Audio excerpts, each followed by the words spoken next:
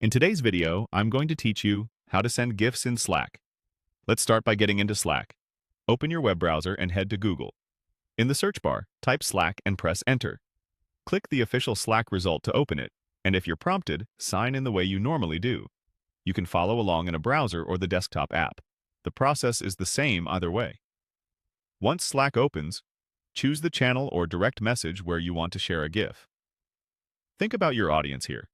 A team channel is great for light-hearted updates, while a direct message keeps things one-on-one. When you're in the right place, click the message box at the bottom of the screen.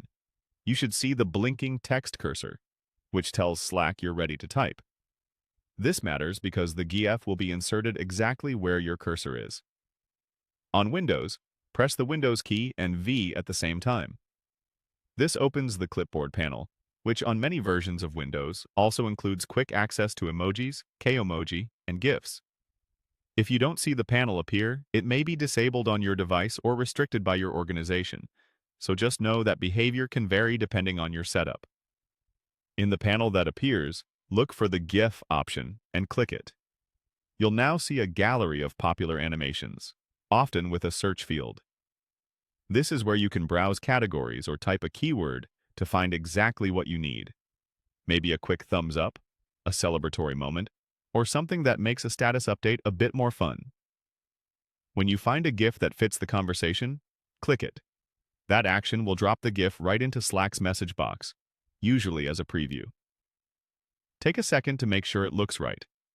If you want to add context, type a short caption before sending, something like, "Nice work," or "Ship it," helps clarify tone. When you're ready, click Send. The GIF will post to the conversation for everyone in that channel or the person in your DM to see.